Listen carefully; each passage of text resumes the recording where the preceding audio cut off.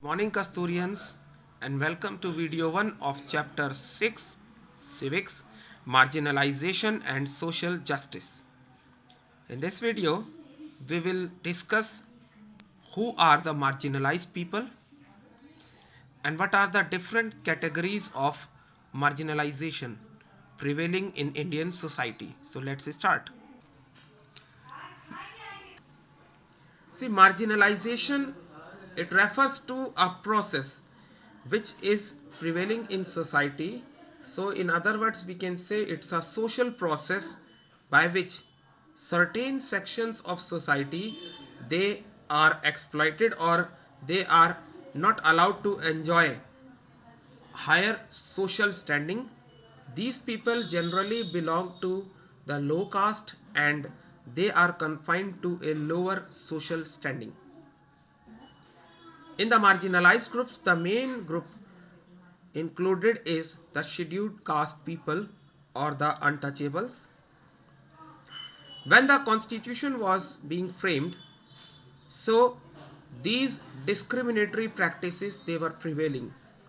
Therefore, at the time of preparing the constitution, certain provisions were added to the constitution to overcome such social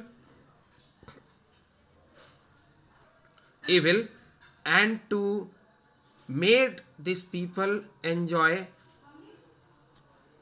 a equal social and economic status in the modern society. When we talk about the scheduled caste people, these are basically the low caste people which were considered untouchables, and since being untouchable, they were always excluded from the main caste society.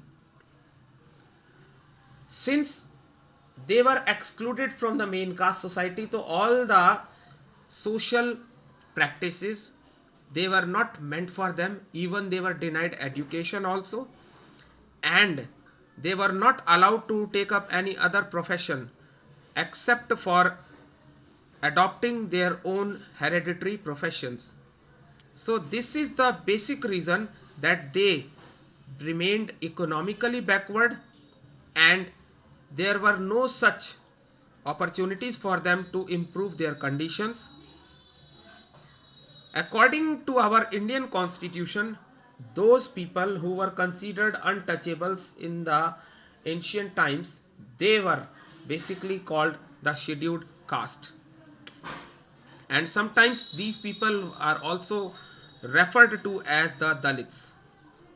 Now, since in the very beginning of the video we have discussed some privileges that have been provided or some provisions that have been incorporated at the time of framing the constitution, so some of the steps which were taken by the constitution framers to uplift the scheduled caste include Article 17 that declares untouchability and its practice as a punishable offense. Also, the scheduled caste people, they cannot be denied entry to public places or social places like temples, hotels, shops and restaurants.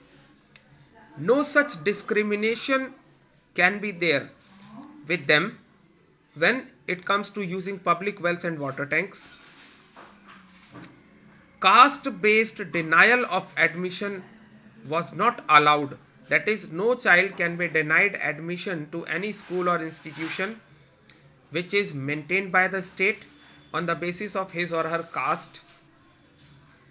Reservation in the seats for scheduled castes in the educational institutions and government jobs is provided, and also for legislative processes to ensure the participation of the scheduled caste people, a certain number of seats are reserved for the scheduled caste people in the Lok Sabha as well as in the state legislative assembly or the Vidhan Sabhas.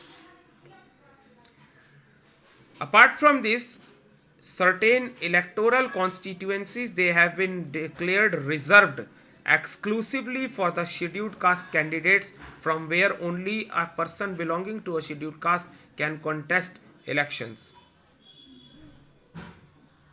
Also, to ensure the development and improvement of the scheduled caste, the 5-year plans have been formulated, and the Ministry of Social Justice and Empowerment was set up to look after the welfare of these deprived class or the scheduled caste people. Now we have scheduled tribes. The tribal communities or the tribes which are listed in the Indian Constitution are termed as scheduled tribes according to the Constitution, and since they are living in the forest areas, so they are also known as Adivasis. They are grouped under the category scheduled caste and scheduled tribes, and according to the census and the data collected, most of the tribal population, it lives in the northeastern states of India and in Jharkhand, West Bengal, Odisha, Madhya Pradesh, Chhattisgarh, Rajasthan, Gujarat, Maharashtra, Telangana and Andhra Pradesh.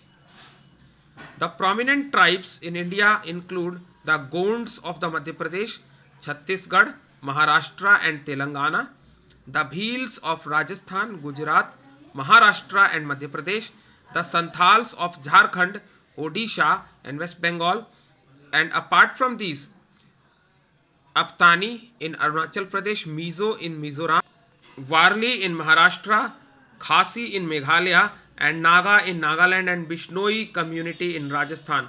These are all scheduled tribes declared by the Constitution of India. The scheduled tribe people, since they are forest dwellers, so they are either nomadic herders or agriculturists, or they often follow some allied professions, that is professions which are somehow related to agriculture or nomadic herding of the animals. These scheduled tribe people, they are isolated geographically and they are economically backward, and the lack of education has added to their exploitation. Our Constitution has given certain provisions for their upliftment. So in order to prevent any atrocities against the scheduled caste and scheduled tribes, the Scheduled Caste and Scheduled Tribe Act was enacted in 1989. A ministry, separate Ministry of Tribal Affairs was set up in 1999 to look into the socio-economic development of scheduled tribes. They have been given concessions and reservations just like the scheduled caste people, and certain number of seats have been reserved for them in educational institutions, government jobs, the Lok Sabha and the state legislative assembly, that is the Vidhan Sabha. Various welfare schemes have been introduced by the government from time to time, and also some voluntary agencies to reduce illiteracy among the scheduled tribes, and this removal of illiteracy has helped in their economic development. These tribal people are liable to receive loans on easy terms, and their culture and handicrafts are also promoted by government and other NGOs. That's all we have in this video. In the next video, we will see the minorities, the women and other backward castes. Thank you and have a nice day.